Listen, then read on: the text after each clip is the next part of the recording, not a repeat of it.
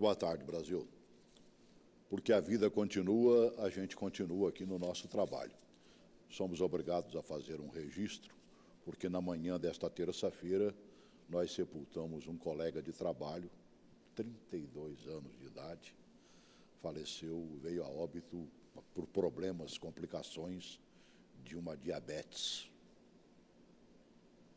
Complicadíssimo, 32 anos de idade. Tyrone Kennedy, nosso sentimento, nós estamos profundamente abatidos por isso. Era colega nosso aqui, ó, de estar conosco praticamente todos os dias, né, vivendo e convivendo conosco.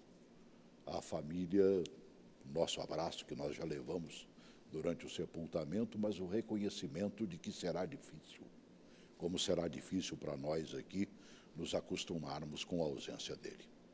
Deixa, acima de tudo, uma saudade imensa do grande profissional e amigo que ele sempre foi. Mas a vida continua para nós e nós temos que continuar praticando aquilo que fazemos sempre. O nosso jornalismo continua e hoje a gente discute um pouquinho desta política que envolve a nossa Brasília num segundo turno, que envolve o Brasil num segundo turno, vários estados brasileiros vivendo um segundo turno. E para falar deste assunto, revejo um velho companheiro de muito tempo, procurador federal Roberto Gifone. Bom tê-lo comigo mais uma vez, Gifone. Boa tarde, Celso. Boa tarde aos telespectadores, ao nosso companheiro de bancada aqui. Primeiro, eu quero fazer minhas as suas palavras de sentimento aos familiares do Tyrone, um grande profissional que, com certeza, vai fazer falta, mas que deixou um grande exemplo, não só como profissional, mas também como ser humano. E hoje nós temos aqui que tentar decifrar um pouquinho do que foi a cabeça do eleitor no primeiro turno, para compreendermos as projeções para um segundo turno acirrado, com uma série de imprevisibilidades, tanto na esfera federal, né, na presidência da República, como também no governo do Distrito Federal e em outros estados que ainda teremos segundo turno. Sentimento de mudança acho que foi evidente. É verdade. Mas o eleitor ponderou, deu um equilíbrio de forças, principalmente no âmbito do Congresso, que independentemente de quem ganhe, ninguém vai ser senhor absoluto da nação. Eu acredito que também isso vai acontecer nos estados. Ou negocia ou negocia. Negociar é sempre prudente. Né? Também acho.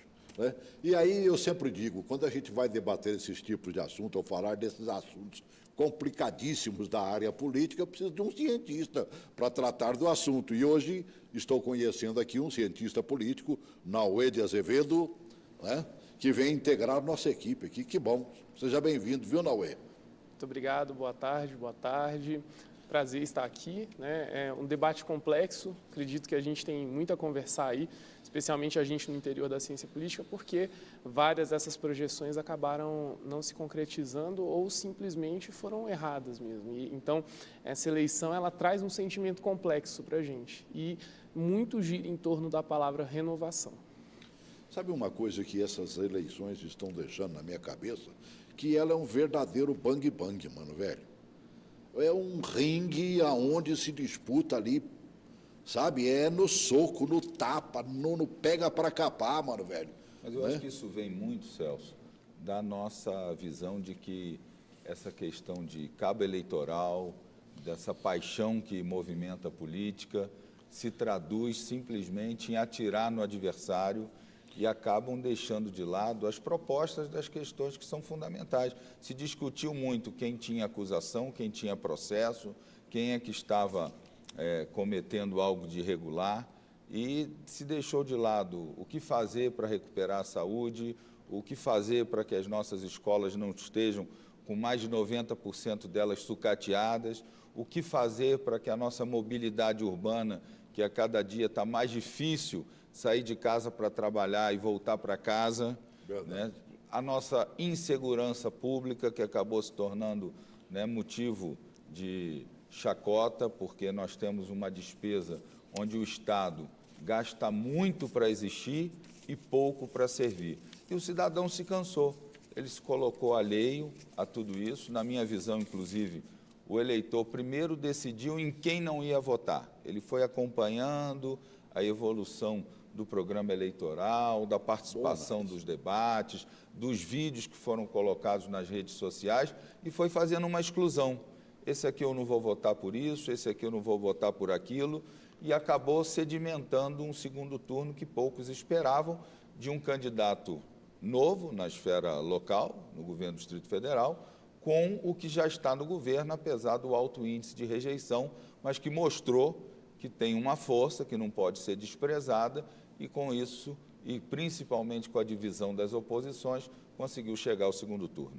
Você fez uma colocação interessante, Gifone, né? Eu não tinha parado para pensar. Eu achava que, naquele princípio da campanha eleitoral, era o povo que não estava nem aí. Na verdade, ele estava rifando aqueles que não lhe agradavam. É a visão que eu tenho diante das pesquisas qualitativas que eu tive a oportunidade de acompanhar e principalmente das disputas nas redes sociais. Você encarava desse jeito também, Naue? Eu sempre encarei essa eleição como um processo que traria o sistema para a luz e colocaria em jogo tudo que a gente vê até agora institucionalmente falando. Em primeiro lugar, sempre apostei que a gente ia ter a demonstração do completo desgaste do sistema que nós temos atualmente, tanto que acredito eu que, né, nos meus anos de vida, essa tenha sido a eleição menos propositiva que eu vi assim, em todo o tempo. Não houve um debate sério, sereno e concreto de propostas. O que houve foi realmente um bang-bang, estratégias de guerrilha mesmo, né? Uma parte da antropologia política está puxando o conceito de guerra híbrida, né? A guerra de quarta geração, colocando nas campanhas, porque isso está acontecendo, a gente pode até falar um pouco mais sobre isso depois. E houve, primeiramente, o desinteresse do cidadão pelo legislativo, que depois se confirmou em interesse, porque muitos de nós na ciência política, alguns, né, pelo menos, vêm dizendo que as redes sociais não iriam eleger ninguém, as redes sociais iriam derrubar candidatos, e a gente viu isso acontecendo. As redes sociais derrubaram uma série de candidatos, sobretudo para o legislativo. Em segundo lugar, o desejo de renovação e o desespero frente ao sistema, que, né, foi formatado para sustentar aqueles que já estão inseridos, e acabou se comprovando ineficiente até para isso. Não conseguiu sustentar aquelas pessoas que já estavam lá, tanto que a gente teve vários figurões fora aí da legislatura. Quem assistiu o debate da TV Brasília, dos nossos dois candidatos ao governo do Distrito Federal, viu o quanto eles se bateram, né? E o quanto eles não apresentaram propostas reais. Nós estamos vivendo um momento totalmente atípico, porque virou aquela guerra do pessoal. As pessoas estão mais preocupadas em saber o que a pessoa fez ou o que ela fazia, do que exatamente ter uma projeção daquilo que ela pretende enquanto gestora de um estado ou de uma cidade-estado, como é o caso do Distrito Federal. Quer dizer, e isso interessa porque as propostas ficam superficiais. Exato. Você não encara a questão do grande déficit que o governo ainda tem e ele não quer assumir. Hoje mesmo eu estava lendo uma matéria antes de vir para cá, que foi publicada no dia de ontem, na segunda-feira, mostrando que nós ainda estamos com um problema de fluxo de caixa e de dívidas, enquanto que se decantou durante todo um primeiro turno que estávamos com a casa arrumada, e a casa não está arrumada. Por outro lado, nós tínhamos também um candidato que saiu de 2% para bater uma subida meteórica, maior de todo o Brasil. E não foi no erro de pesquisa, né, Mano Velho? Ele foi crescendo gradativamente, quer dizer, o eleitor conscientemente optou por tirar aqueles políticos tradicionais que estavam na disputa e trazer uma novidade. E nós tivemos aqui, no caso da Câmara Federal, a eleição de pelo menos um candidato cuja origem é eminentemente as redes sociais, que é o deputado Luiz Miranda, do Democratas. Quer dizer, ele que ainda está naquela questão de se o domicílio eleitoral dele é aqui ou nos Estados Unidos, tem mais de 800 mil seguidores no Facebook, Instagram, teve 65 mil votos, né? Foi o sexto mais votado aqui na eleição. A candidatura dele é legal? É legal, foi deferida pelo Tribunal Regional Eleitoral. Ainda há tanto na Câmara Legislativa quanto na Câmara Federal, uma discussão sobre a aplicação do quociente eleitoral, né? Tanto que nós temos um problema de um partido como é o PTB, que os votos não foram considerados, mas que isso vai ser julgado, acredito que essa semana ainda, e há uma enorme possibilidade de ser deferido, e com isso haveria no mínimo uma troca. E tem também os questionamentos sobre como aplicar corretamente o quociente à sobra eleitoral, se essa sobra pode vir de quem não atingiu o quociente integral ou se ela só pode ser aplicada para os partidos que atingiram a integralidade do quociente eleitoral para poder pegar essa sobra. Com isso, podemos ter outras mexidas aqui. Tanto na área legislativa tanto aqui, no legislativo local, quanto na Câmara Federal. Então, quer dizer, há hipóteses ainda a ser discutidas. Lamentavelmente, é muito ruim quando você tem um resultado de uma eleição que ainda vai depender do tribunal pacificar. Mas acredito que até a data dos registros, tanto o TRE quanto o TSE vão ter uma posição definitiva sobre esses temas. E veja como isso põe em xeque a credibilidade das instituições. As instituições estão assistindo à implosão delas mesmas, estão assistindo atônitas, eu diria, porque você tem um sistema eleitoral tão complexo, tão difícil de elucidar. Se fizeram homens e mulheres bombas, É por aí, porque você tem um sistema eleitoral tão difícil de elucidar que, né, nós temos diversos candidatos que, inclusive, trazem a hipótese de fraude e tudo mais. E eu nem entro nesse blá, blá, blá de fraude, mas, por exemplo, a questão de você poder ter uma alteração na composição das casas legislativas muito depois do primeiro turno, né, por conta de candidaturas estarem sub júdice, por conta de não se ter um consenso em como se aplicar sobras, por exemplo, por conta de você ter parte da mini-reforma eleitoral que foi aprovada recentemente, travada pelo Supremo Tribunal Federal,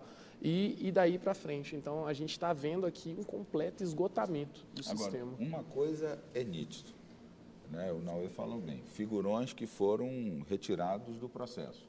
E, principalmente, que se você pega uma candidatura nova e lança, mesmo com pouca perspectiva eleitoral no início da campanha, tem possibilidade de chegar. Tem. Né? Ninguém dizia que a Leila do vôlei ia desbancar o Cristóvão. O Isalci já estava na disputa eleitoral, era razoável que, pela trajetória política dele, ele pudesse chegar. Mas ela precisa, assim como ele também, estudar. A Câmara Alta é diferente, né? É uma novidade para ela. Ela teve dificuldade nas entrevistas para falar de temas como a reforma da Previdência, mas eu acho que essa representação popular é legítima. A Leila chega lá, né, tendo sido a mais votada, pelo voto bem popular, votada, não tem nem vinculação, nem pegou a rejeição do Hollenberg. Ela fez uma campanha dela, com a imagem dela, foi isso que eu consegui captar, e o eleitor preferiu apostar na novidade, na perspectiva de alguém que já teve ali o seu momento áureo esportivo, ela que foi uma grande atleta do vôlei nacional, né, atleta olímpica, inclusive, que vai poder contribuir, óbvio que se ela vai precisar estudar, porque você não chega no Senado para debater. Eu não tenho dúvida nenhuma. Quiseram desmerecer por uma passagem ou outra de discurso ou de entrevista, mas eu acho que ela tem todas as condições de dar uma contribuição importante sobre temas que são caros à política local. E o eleitor disse assim, eu quero alguém que cuide de mim, eu quero alguém que possa estar voltado para aquilo que nós precisamos. E ela fez um grande trabalho na área esportiva, merece esse reconhecimento e essa eleição. E tem o reconhecimento, o maior reconhecimento foi o voto, né, mano? E superou a rejeição do seu companheiro de chapa, porque não é fácil você se eleger numa majoritária, tendo a um lado um candidato ao governo, com 60, 70, 50 e poucos % de rejeição, onde as pessoas dizem que para ele não votariam de jeito nenhum. Então, porque é muito complicado isso. A Leila se descola da imagem do político tradicional. Exatamente. E aí a gente vê, né, a renovação que foi feita nos nossos quadros parlamentares, a gente tem, né, realmente em números um avanço expressivo no que tange a renovação, mas em muitos casos o que se trocou foi o nome, porque várias dessas pessoas ou já têm uma trajetória política, seja num cargo numa secretaria, seja, às vezes, até mesmo num cargo de menor escalão no ministério, alguma coisa assim, já tem um envolvimento ali com uma vida política específica, ou faz parte de alguma família, etc. A gente tem ali essa questão. E a Leila, ela traz um híbrido, porque ela é uma figura nova, mas, ao mesmo tempo, ela já estava aqui envolvida com o Mostrou governo. que ela é uma boa gestora, sobretudo. Isso. Montou um time de vôlei funcionando. Ela passou pela Secretaria de Administrou Esportes. as Vilas Olímpicas. Meu Deus, Isso. chegou num momento em que Brasília deixava de realizar a Corrida de Reis, uma das mais tradicionais corridas da cidade. Ela simplesmente disse, nós vamos dar uma adiada, e foi para o comércio você e quer buscou ver? o apoio, o sinal de que ela sabe o que faz. E quer ver um detalhe? Fez um Ora. contraponto, porque do outro lado, o que nós temos? Do outro lado, nós temos um político com uma trajetória, né, uma caminhada, onde passou por diversas posições. O Isalci foi deputado distrital, foi secretário de Estado, esteve na Câmara Federal, ou seja, preparou um caminho para um projeto de governo que acabou nos consolidando, porque ele foi rifado pelos aliados que ele então tinha, quer dizer, ele que estava no grupo do senador Cristóvão e do deputado Rosso, acabou sendo preterido, né, mas conseguiu se viabilizar, a população reconhecendo nele um trabalho de um político tradicional, mas com resultado, que não se despreocupou das suas bases, das cidades, dos seus segmentos eleitorais, e por isso teve essa votação. Vamos pegar um pouquinho da Câmara Federal, né? A renovação foi a mais importante nos últimos 20 anos, né? Bote esse vídeo aí, o número 3, por favor. Coloque aí. Renovação na Câmara. A eleição deste ano para a Câmara dos Deputados ficou marcada por um número maior de caras novas. Dos 513 eleitos em todo o país, 243 serão deputados federais pela primeira vez, uma taxa de renovação de 47%, a maior desde 1994. Alguns exemplos são o líder do Movimento Brasil Livre, Kim Kataguiri, eleito com mais de 450 mil votos em São Paulo, a jornalista Joyce Hasselmann, que conseguiu uma cadeira com apoio de mais de 1 milhão de eleitores no mesmo estado, o filho do ex-governador Eduardo Campos, João Campos, eleito com mais de 460 mil votos em Pernambuco, e Áurea Carolina, socióloga e ativista de Minas Gerais. Ela foi a mulher mais votada no estado, com mais de 160 mil votos. Para essa especialista, a internet alavancou algumas candidaturas. Embora não tivessem mandatos, eles já atuavam na cena política pela internet, como Kim Kataguiri, do MBL, e o Arthur, do Mamãe Falei. Mas há também os nomes ligados à política tradicional. Parentes e afins de políticos atuais. Como, por exemplo, no DF, a mais bem votada foi a esposa do ex-governador José Roberto Arruda, Flávia Arruda. Você tem Pernambuco, o filho do Eduardo Campos. Todos esses que foram listados como novatos são, na verdade, oriundos da atual política. O partido do candidato à presidência Jair Bolsonaro foi o que mais conseguiu novos deputados, 47 no total. O PT de Fernando Haddad ficou em quarto lugar, com 15 parlamentares de primeiro mandato. Mas o que será que significa esta renovação na Câmara dos Deputados? Renovação não necessariamente quer dizer que será para melhor. A gente pode renovar, mas pode retroceder. Embora pareça uma onda conservadora, pode ser uma onda antissistêmica, porque partidos da extrema esquerda também cresceram como pessoal. Você prestou atenção que disse muito rapidamente o cientista político? Ao invés de renovar, pode retroceder? É assim mesmo?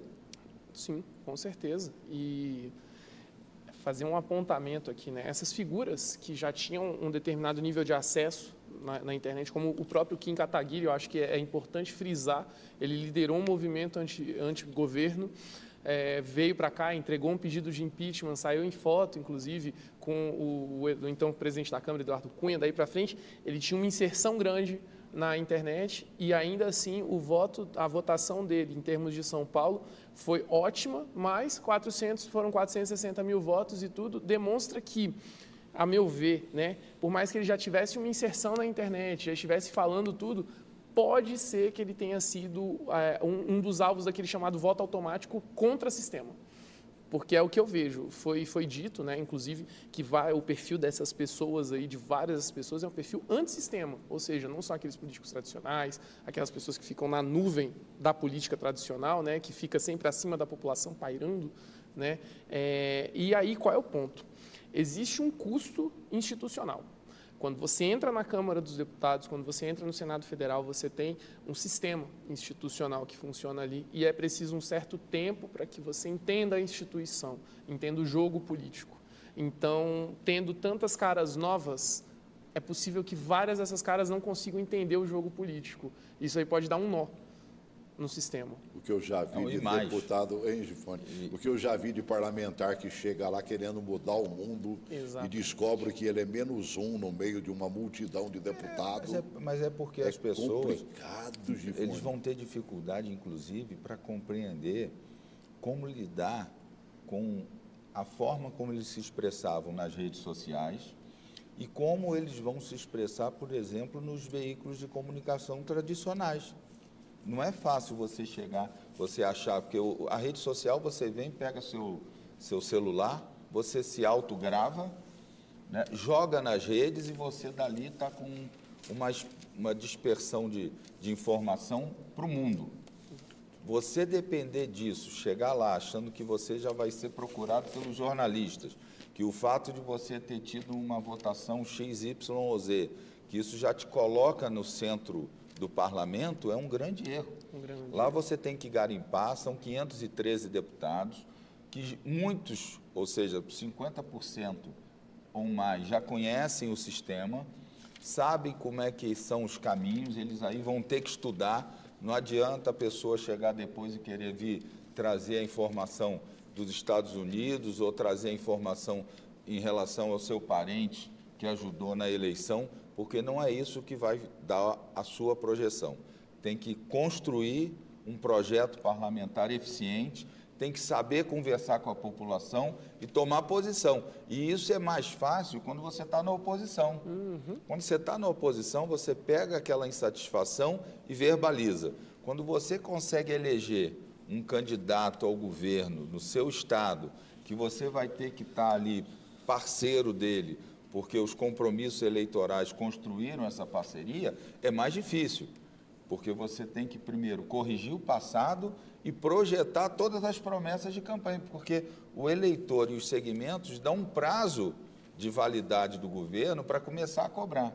Então, todas essas promessas que nós estamos hoje vivendo aqui, equiparação da Polícia Civil, equiparação da Polícia Militar, pagamento da última parcela dos reajustes dos servidores, que o atual governo não cumpriu e, antes de se eleger, apoiou, todos os dois candidatos estão agora se comprometendo. Vai pagar de novo, né, então, se ele está dando uma segunda oportunidade, é porque já podia ter feito na primeira. Esse é o grande erro. Né? Não adianta você hoje querer justificar que vai arrumar um problema para poder desconstruir a sua promessa. Então, isso não se justifica. Deixa eu fazer uma pergunta para ti, Naue. O que eu percebo é o seguinte, parece que esses candidatos estão vivendo única e exclusivamente de suas cabeças. O que disseram ontem não está valendo hoje. Né? Não tenho dinheiro para pagar, agora tenho. Não tem uma equipe atrás dessas pessoas, não, que deveria estar, os famosos marqueteiros, que deveriam estar orientando, né, para que eles não cometessem tanta gafe, porque cá para nós chega a doer, né, mano, velho? Determinadas falas de determinadas figuras são o terror dos marqueteiros. Quando você assessora uma pessoa e dá os dados, dá tudo, às vezes a pessoa se deixa levar pela emoção do momento e solta uma frase. E depois você vai ter que arrumar, amigo. Arrume, você, marqueteiro, dê seu jeito, arrume a narrativa, liga para os seus colegas no jornal, faça alguma coisa. Porque isso realmente acontece. Não tem media training que resolva. Porque na hora do vamos ver, a gente sabe que a política é feita de emoção. Sai fácil, né? A política é feita de emoção. E aí, né, eu particularmente levo em consideração duas coisas. Eu não faço promessa quando eu estou feliz e nem quando eu estou chateado. Você não faz promessas nesses dois contextos. Extremos, né? Exato. E política, você está sempre feliz e chateado. Você nunca está normal. E principalmente ou a pesquisa te jogou para cima, te jogou para baixo. Exato. E as forças organizadas, elas trabalham com isso. Por que você faz reunião de segmento? Que é para comprometer. Aí assina um protocolo de intenções ou assina uma carta de propostas, que é exatamente para a discussão na área da saúde sobre o Instituto Base ou não Instituto Base, quando o problema hoje é que o sistema de saúde não está funcionando. Exato. Não adianta só o Instituto Base ou uma UPA estarem funcionando. O problema é que a saúde está um caos. Foi um grande exemplo de incompetência desse governo, foi fazer com que a população ficasse desassistida.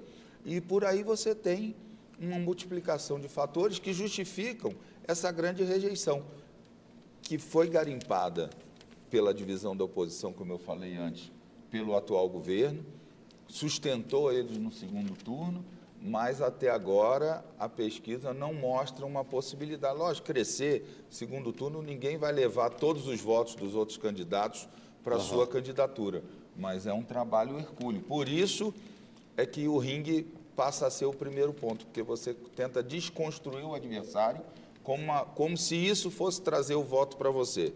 E eu acho que o eleitor está meio vacinado e não vai cair nesse tipo de armadilha. É verdade.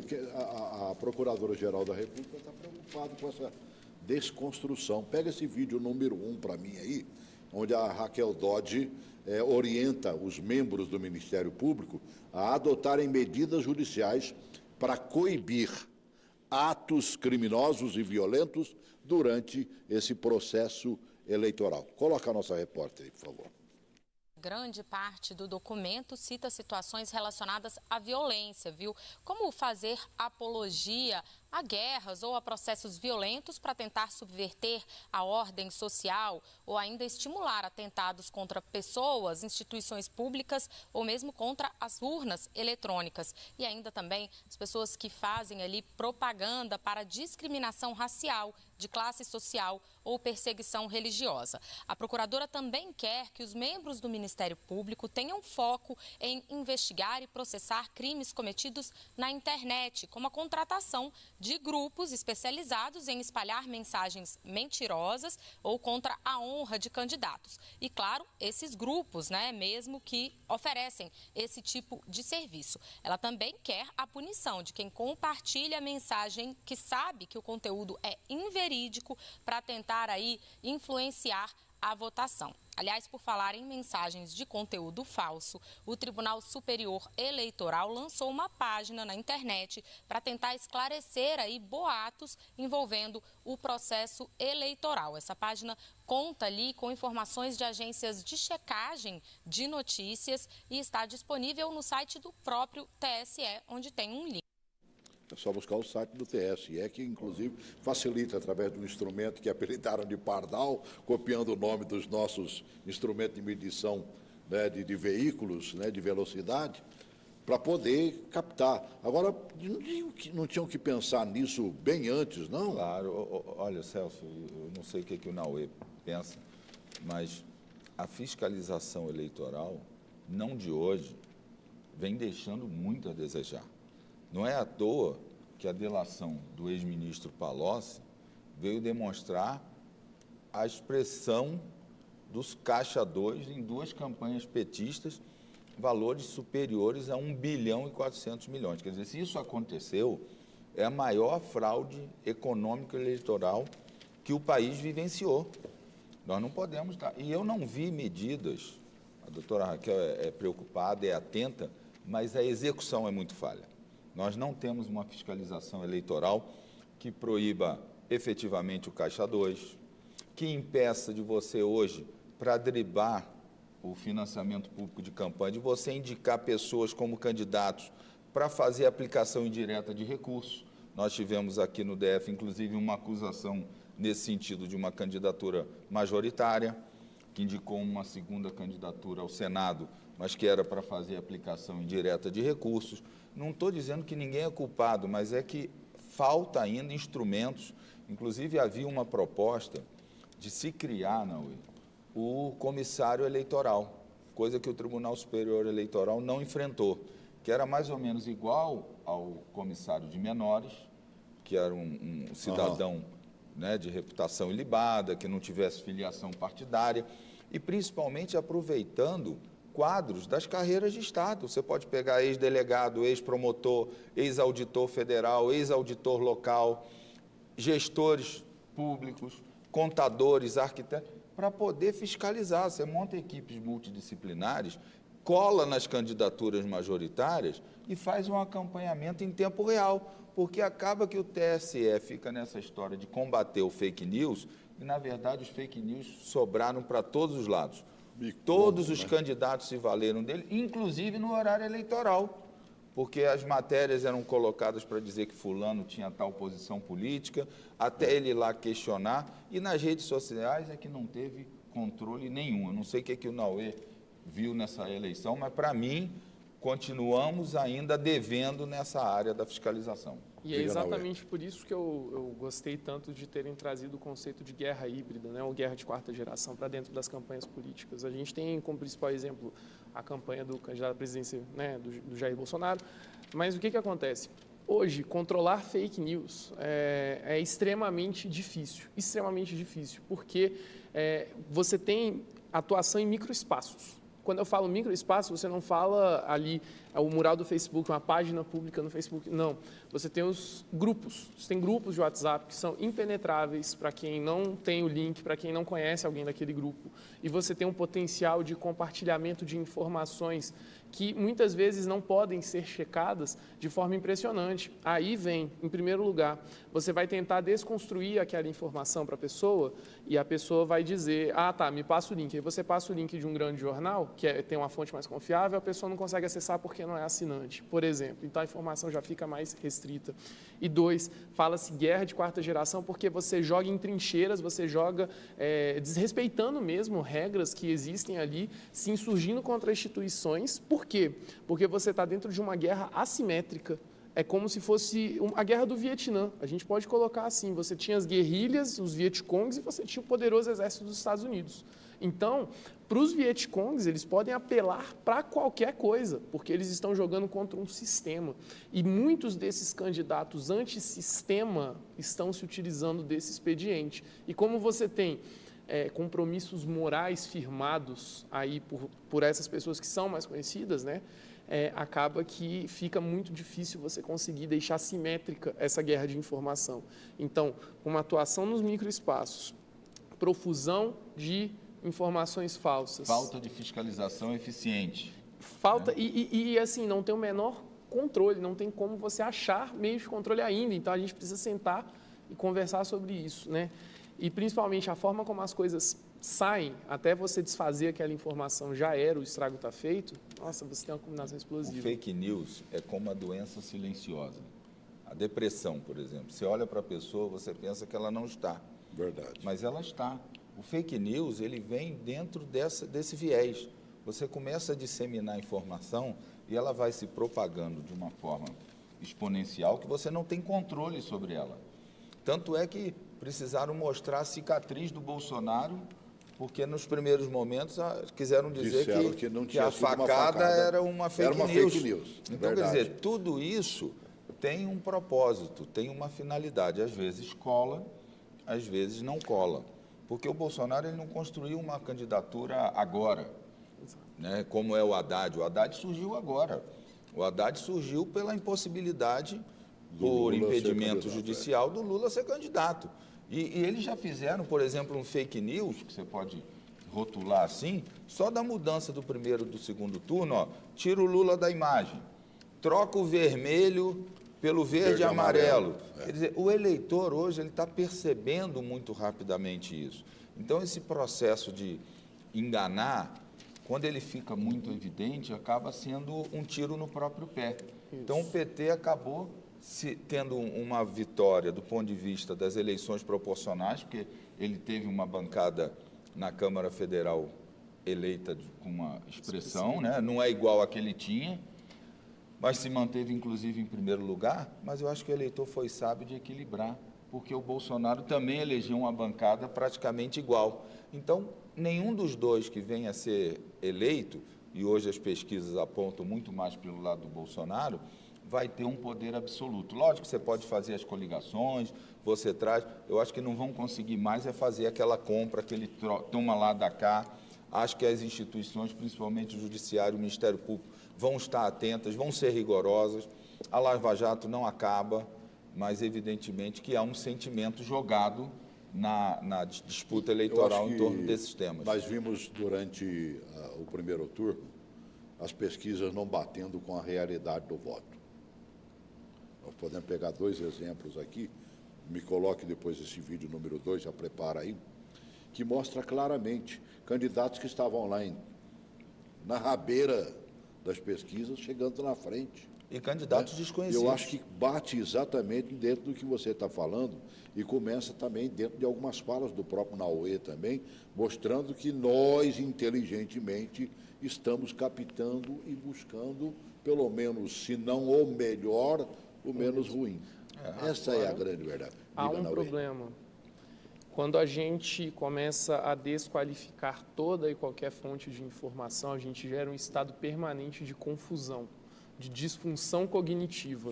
E a gente sabe que a busca pelo controle da narrativa se dá porque quem tem o controle da narrativa tem mais poder de determinar o que é verdade.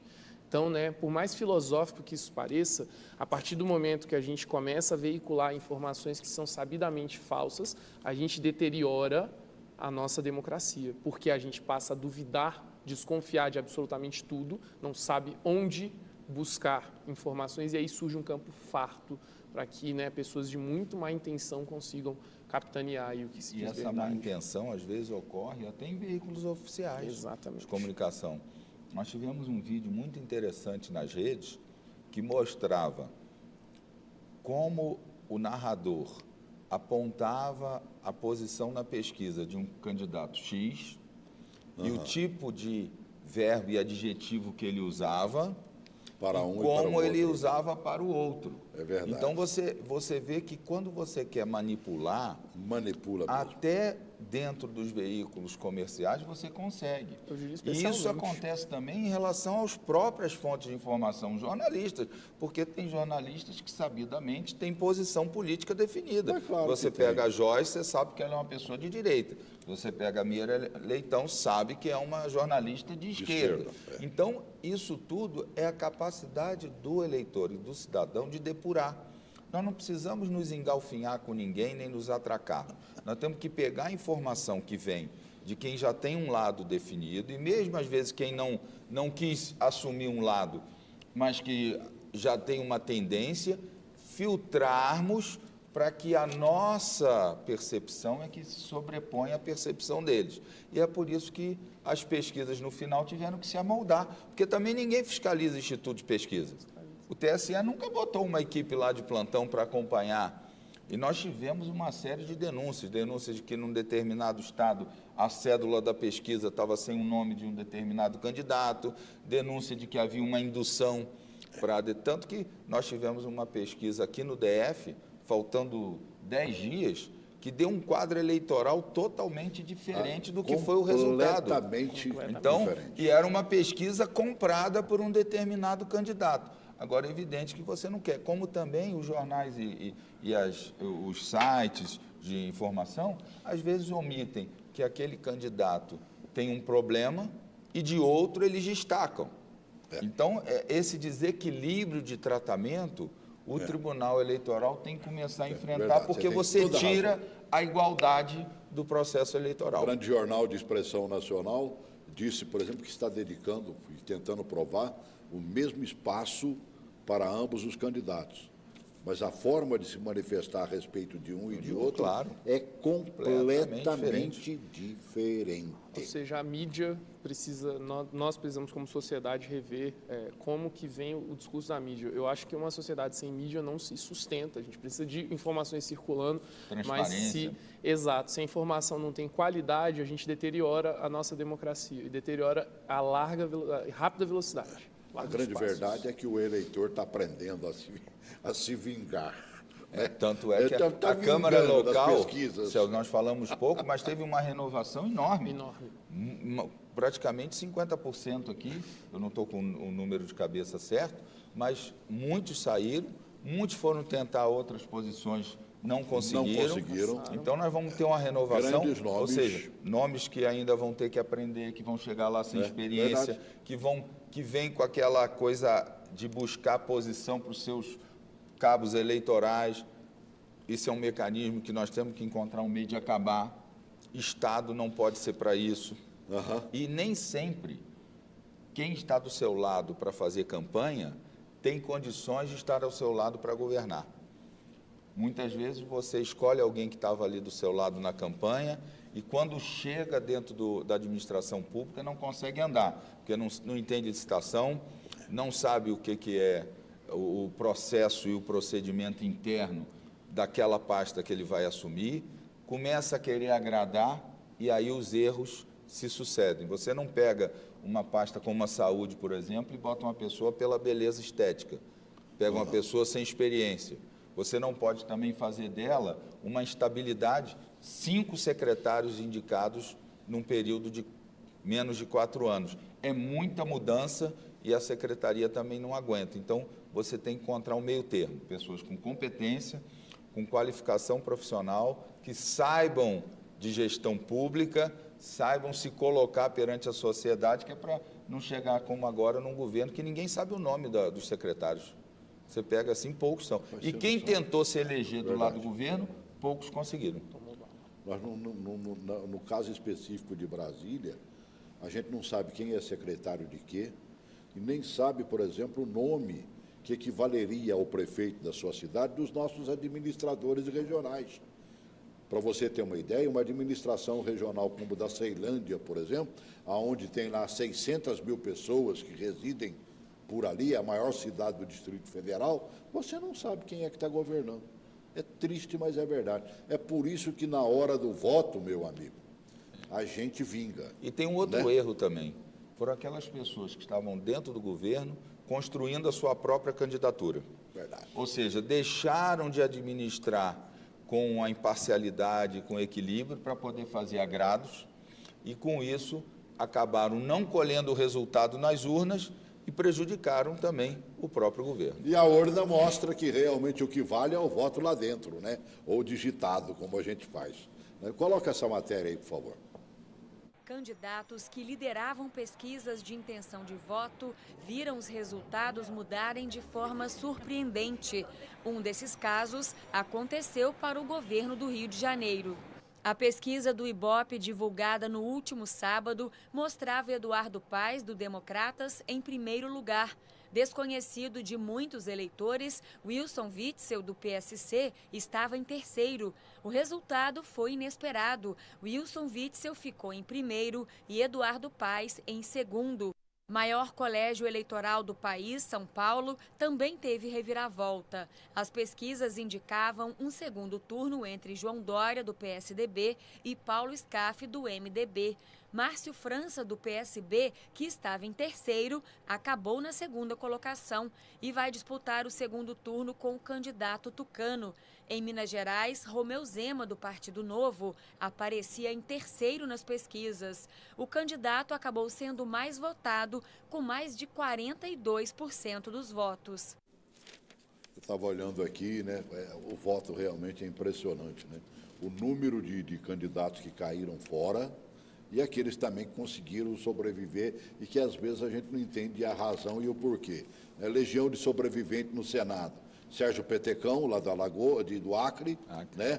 O Renan Calheiros, de Alagoas, o Randolfo Rodrigues, do Amapá, o Eduardo Braga, do Amazonas, mais embaixo aqui tem o Jader Barbalho, do Pará, o Humberto Costa, de Pernambuco, o Ciro Nogueira, do Piauí, e o Paulo Paim, do PT, que graças a Deus... Rio Grande do Sul. Né, o Rio Grande do Sul nos fez permanecer aqui. Eu dou graças a Deus pelo Paim, porque é um batalhador pelo trabalhador brasileiro. É um baita de um Não quadro, há. né? Ele contraria o próprio partido dele, mas contraria mesmo, certo?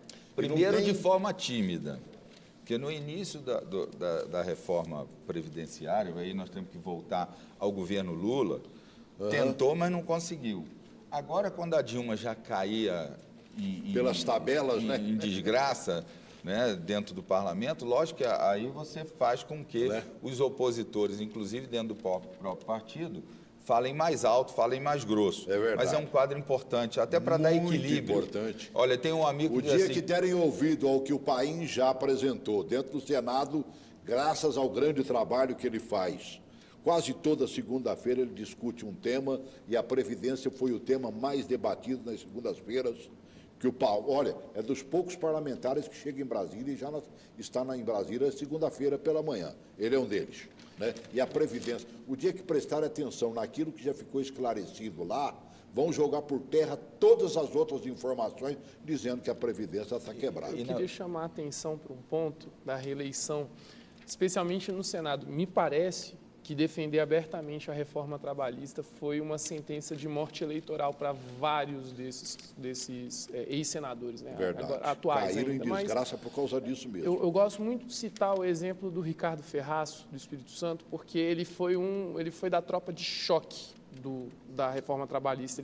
Ele foi relator em 2 comissões e defendeu abertamente tudo e não voltou. Romero Jucá, Noves fora, todas as outras coisas, né? Também não voltou.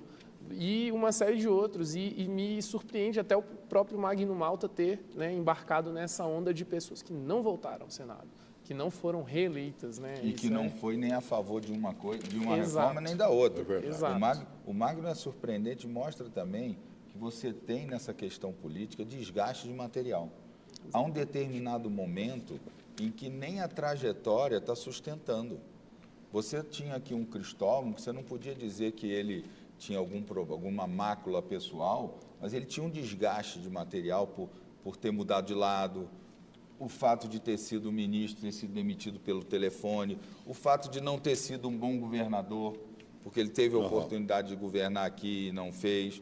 Então, a distância do eleitor, porque você tem senadores que vão para o Senado e correm atrás da Comissão de Relações Exteriores para ficar viajando, para ficar divulgando posição lá fora e largam a população. Eu nunca vi, né, senador visitar o hospital. O próprio Regufe cobram dele essa postura de um certo distanciamento presente, né, aos problemas, porque ele tem medidas importantes, tem projetos importantes, aprovou no final do ano a questão da isenção da cesta básica de remédios, a isenção tributária. Então, mas ele tem uma distância, porque ele acha que ele está ali no parlamento, o seu papel de senador é ir para a tribuna, é apresentar projeto. Mas num país como o nosso, com tantas dificuldades, em que o povo sofre tanto, você às vezes precisa ir no hospital para ir na tribuna e dizer, eu estive lá, não está funcionando, o governador acorda, sai da sua cadeira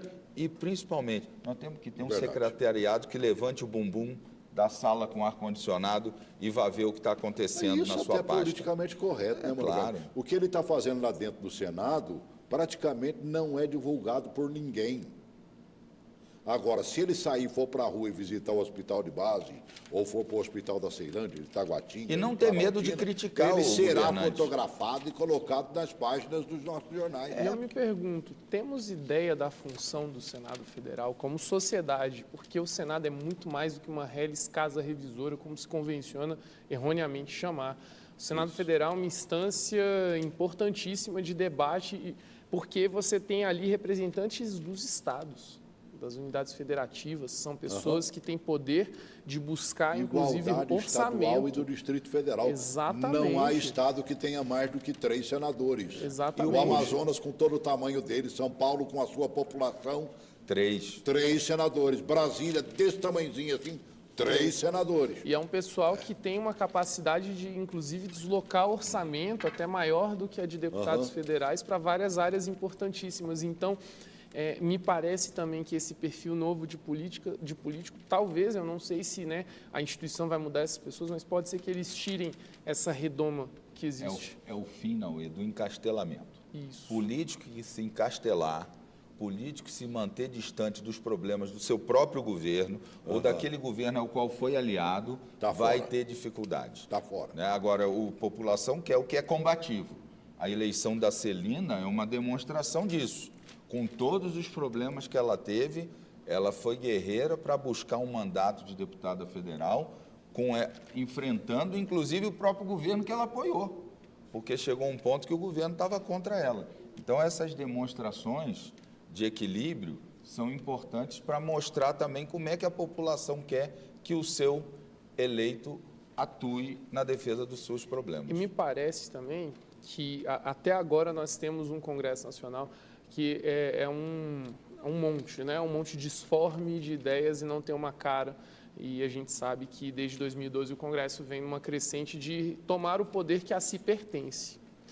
E aí, agora, me parece que essa fase de que o Congresso Nacional não tem uma cara, não tem um rosto, está começando a passar.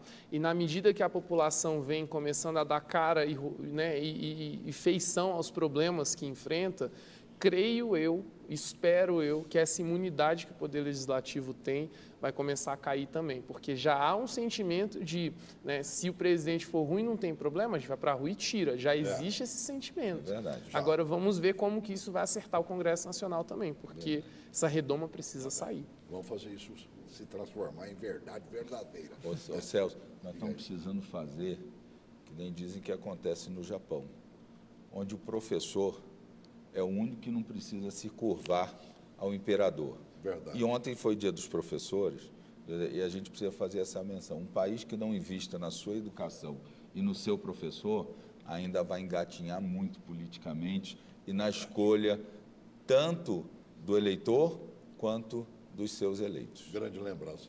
Gifone, obrigado por ter vindo mais uma vez. Eu agradeço Prazerão muito. te conhecer, viu? Muito obrigado. Faça parte do nosso programa sempre. Com certeza, estou à disposição, viu? Tá bem, obrigado. Obrigado Mais uma vez, Gifone. Parabéns a você, Celso, parabéns a Eu queria só pedir o espaço para deixar um recado.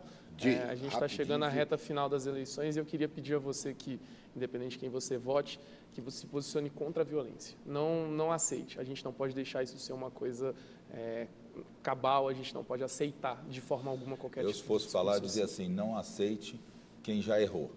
É hora de apoiar uma mudança para que os políticos aprendam que errar não é a eleição que vai apagar. Com certeza. Obrigado pela sua atenção também.